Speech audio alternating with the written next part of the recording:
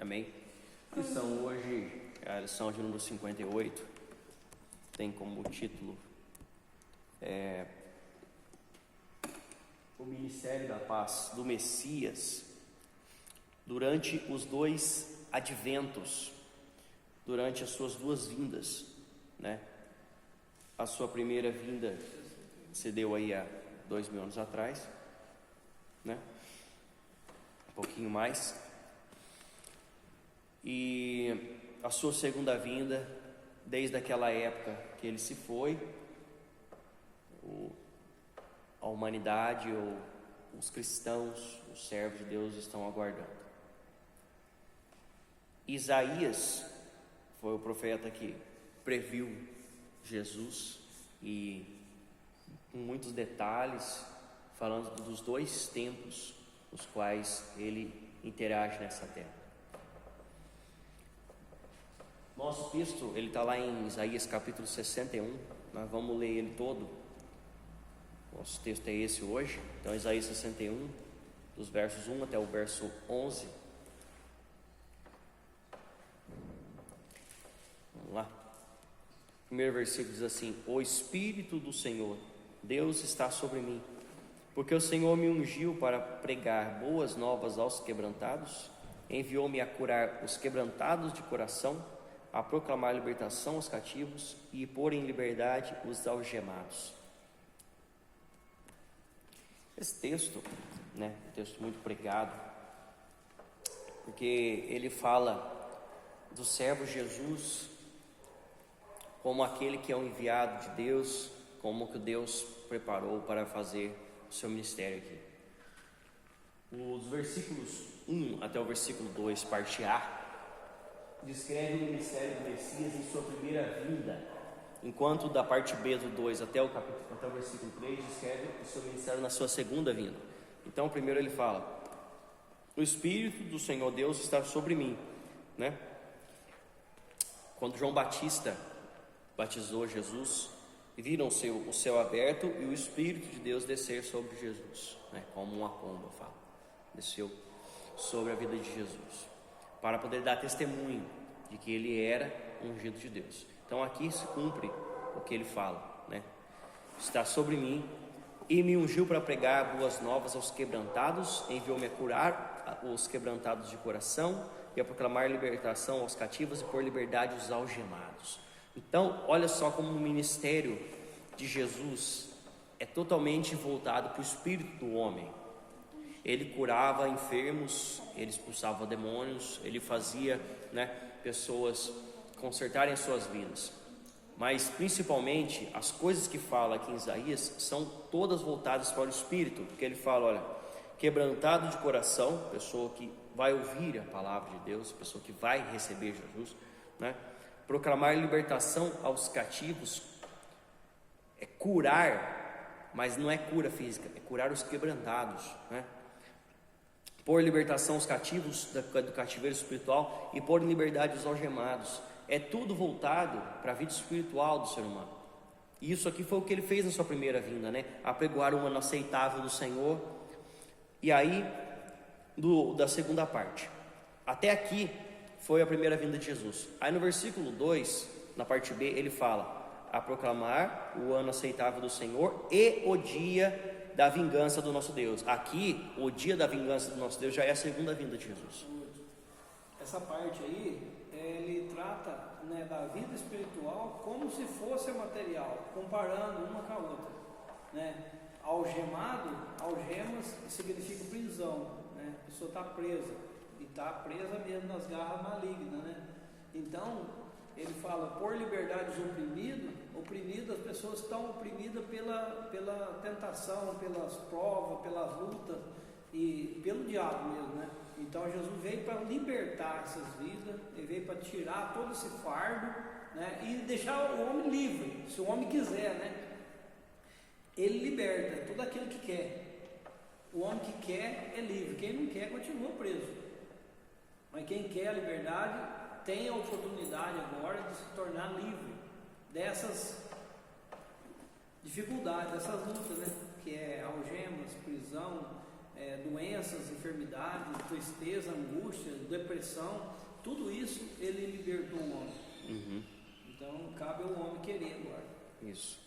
Então, a proclamar também o dia da vingança do nosso Deus, a consolar todos os que choram e pôr sobre os que em Sião estão de luto, uma coroa em vez de cinzas, óleo de alegria em vez de pranto, veste de louvor em vez de espírito angustiado, a fim de que chamem carvalhos de justiça plantados pelo Senhor para o seu Pai. Então essa segunda parte aqui, né, desses versículos que agora eu li no final, já está falando da época milenar, já está falando do reino de Cristo, está falando da segunda vinda de Jesus, o qual ele vai mudar a situação de todos os que sofreram em nome do seu nome, em nome do Evangelho. Ao declarar-se Messias, Jesus Cristo leu na sinagoga somente aquela parte que se aplicava ao seu ministério na primeira vinda. A gente encontra lá em Lucas 4, do 18 até o 19. Alguém pode abrir aí e já ler? O Espírito do Senhor é sobre mim, pois que me ungiu para evangelizar os pobres, enviou-me a curar os quebrantados do coração, a apregoar liberdade aos cativos e dar vista aos cegos, e pôr em liberdade os oprimidos, a anunciar o ano aceitável do Senhor. Então, ele leu só essa primeira parte, que é do versículo 1 até a parte 2, da parte primeira do segundo versículo, né, parte A. Então, ele só leu essa primeira porque é o que ele faria naquele tempo. E Isaías aqui profetiza o que ele vai ainda fazer na sua segunda vinda. Pode passar? Porque ele estava ali para fazer isso, né? Jesus agora, o próprio Jesus falando, né? Ele estava ali para fazer isso. Essa primeira, ele está dando a oportunidade agora. O dia da vingança traz julgamento sobre os incrédulos. Ao mesmo tempo, o Messias consolará Israel, que está à altura que a esta altura terá sofrido as perseguições da tribulação. Então, se a gente for pensar lá no futuro, lá na época do que a igreja já tenha sido arrebatada, os que são Israel de Deus, não messiânicos, né, que não se converteram ao arrependimento de Jesus, mas que seguem ainda, né, as doutrinas mosaicas, que seguem ainda a Torá, que seguem ainda o Antigo Testamento sem Cristo, esses vão ter sofrido perseguições lá na frente, né? Vão estar em uma dificuldade enorme. E aí é onde que se cumpre esse consolo que ele fala no versículo 2, no versículo 3, porque eles estarão sofrendo muito nessa época. O mundo todo vai estar perseguindo aquele que proclama o nome de Deus, aquele que é Israel de Deus, né? Pode passar? Do 4 até o 6, ele fala: edificarão os lugares antigamente assolados, restaurarão os de antes destruídos, renovarão as cidades arruinadas e destruídas de geração em geração. Então, na época do milênio aqui, na época da grande tribulação, vai ser um período que tudo vai estar quebrado, tudo vai estar destruído, tudo vai estar arrasado. E na época que Jesus trouxer a igreja, trouxer, né, a assentar a Nova Jerusalém sobre a terra, vai ter que ser reconstruída esse planeta. As coisas vão ter que ser reconstruídas nas cidades assoladas, tudo, porque o diabo vai estar preso. E aí as nações vão estar do lado de fora do muro e o povo de Deus do lado de dentro do muro. E dessa forma, né, ele fala: edificarão os lugares antigamente assolados, restaurarão os de antes destruídos e renovarão as cidades arruinadas, destruídas de geração em geração. Estranhos, né, o povo de fora do muro, estranhos, se apresentarão e apacentarão os vossos rebanhos. Estrangeiros serão os vossos lavradores e os vossos vinhateiros. Então quem vai fazer todo esse trabalho de renovação, de reconstrução, pastoreio, de plantio, vão ser os que estão do lado de fora. E ele fala: mas vós, falando para o povo de Deus agora, que está do lado de dentro, mas vós sereis chamados sacerdotes do Senhor, e vos chamarão, né, os de fora, os que estão do lado de fora, vos chamarão ministros do nosso Deus. Comereis as riquezas das nações e na sua glória vos gloriareis. Então, as nações servirão o povo do lado de dentro, né? E trarão as riquezas para eles, para nós, que estaremos do lado de dentro do muro, e eles olharão aqueles que estão assim, e falarão, esses são os sacerdotes de Deus, esses são os ministros do Deus, e eles não, eles estão do lado de fora. Então nós seremos reconhecidos como sacerdotes do nosso Deus.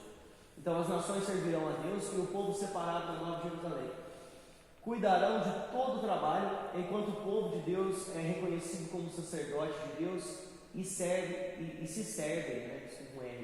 Se servem das riquezas das nações. A gente vai vendo uns detalhes que às vezes a gente passa desapercebido, né? Como que vai ser isso aí de fato, né? O que vai estar acontecendo nessa época aí? Do 7 até o 9.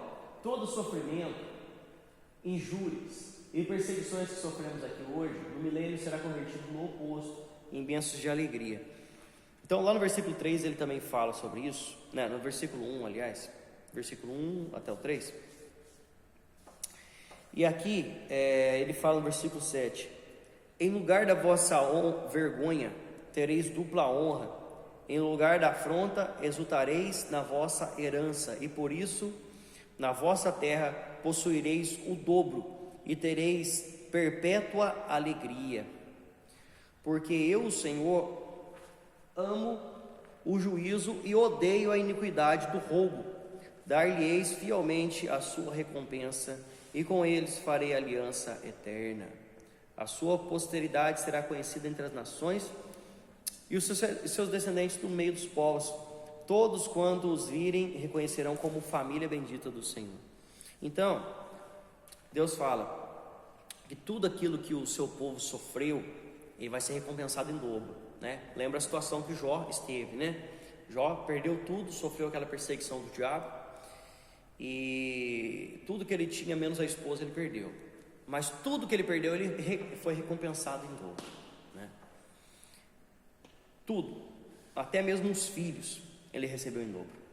E o povo de Deus, né, que hoje e ainda vai sofrer, já sofreu no passado, né? Os apóstolos foram martirizados, muitos em nome do Evangelho depois disso foram, né, perseguidos, martirizados. Hoje está dando sinal de que vai começar de novo um tipo de perseguição, só que de forma diferente. Por que tem que ser de forma diferente? Porque naquela época eles falavam, esse é servo de Deus, vamos matá-lo. Prendia aquela pessoa, torturava, né, levava em cativeiro, colocava lá, como a gente estava vendo esses dias aí, né, em Cesareia de Filipe lá, César colocava lá nas arenas, os leões perseguirem, para carros correrem em volta deles e tacarem lanças nessas pessoas, né, fazer de brinquedo, de tortura. Não pode fazer igual fazia naquela época, hoje em dia. Existem alguns países que têm uma religião que predomina no país e o governo apoia, né, é uma coisa mais radical. A gente sabe que tem perseguições dessa mesma forma, né? Torturas, mortes, né? Paredão de fuzilamento e assim vai. Então, aqui, por exemplo, nos Estados Unidos, em muitos países da Europa, não pode fazer uma coisa dessa. Então, o que acontece? Nós vemos que está vindo um movimento por aí, né? Que está se fortalecendo. E esses tipos de movimento, eles são o oposto do que a igreja prega. É aonde o inimigo consegue, né, penetrar para poder colocar a igreja como que estivesse fazendo um mal, e aí taca os crentes na cadeia, faz pagar multas penosas, faz ter que aceitar as coisas que eles querem, aí nós não podemos aceitar, é aonde que dá nessa desavença, aonde que dá essas perseguições. Então, até o final, até na época do milênio, na época da grande tribulação, haverá muitas perseguições, mas Deus vai recompensar o seu povo nessa época aqui, porque eu, o Senhor, amo o juízo e odeio a iniquidade do roubo. Dar-lhe-eis fielmente a sua recompensa, e com eles farei aliança eterna. Então, teremos uma aliança perpétua e inquebrável com Deus, seremos reconhecidos como família bendita de Deus. Então, aqui é uma aliança que o ser humano não pode mais quebrar, né? Porque todas as alianças que Deus fez com o povo no passado, elas foram quebradas, né?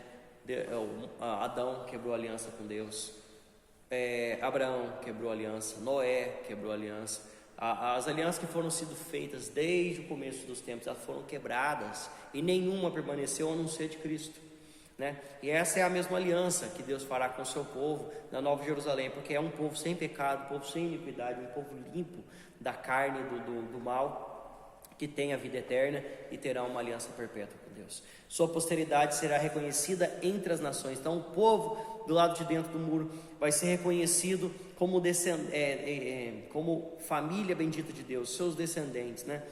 E todos quantos virem reconhecerão como família bendita de Deus. Todos verão que é totalmente diferente quem está para lá e quem está para cá, né?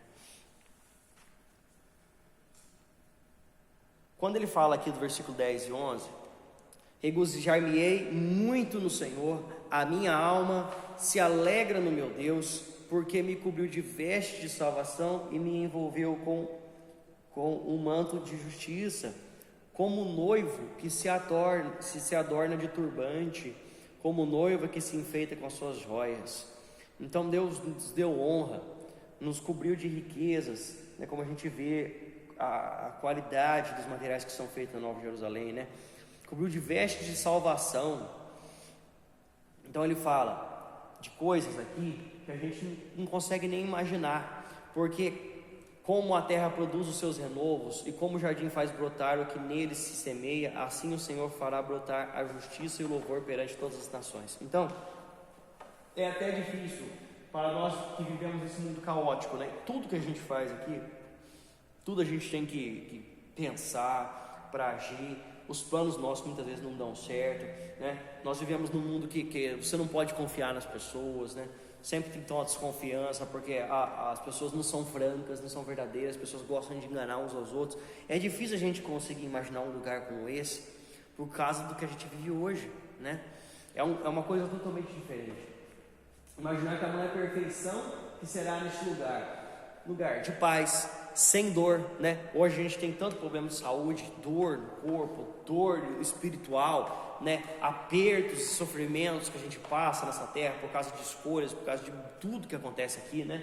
Todo sofrimento que a gente sente aqui, né? Sem sofrimento, sem pensamentos ruins, né?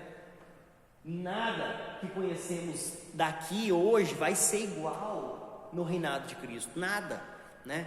É muito mais do que a perfeição que a gente conhece hoje. A gente não pode nem querer comparar, né, as coisas que nós temos aqui com as coisas do reino do céu.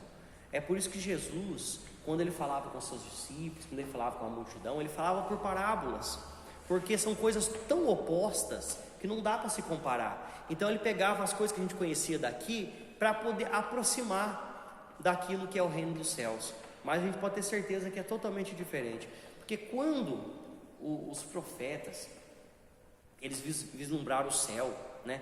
Foram levados até o céu, viram o Apocalipse, viram o final dos tempos, eles não conseguiam nem descrever, eles tinham que comparar com as coisas daqui, porque naquela época, né, não tinha nem metade do que tem as coisas de hoje, né? E se as coisas do que ele viram foram semelhantes aos que tem hoje, né, ele não ia conseguir comparar de forma nenhuma, né?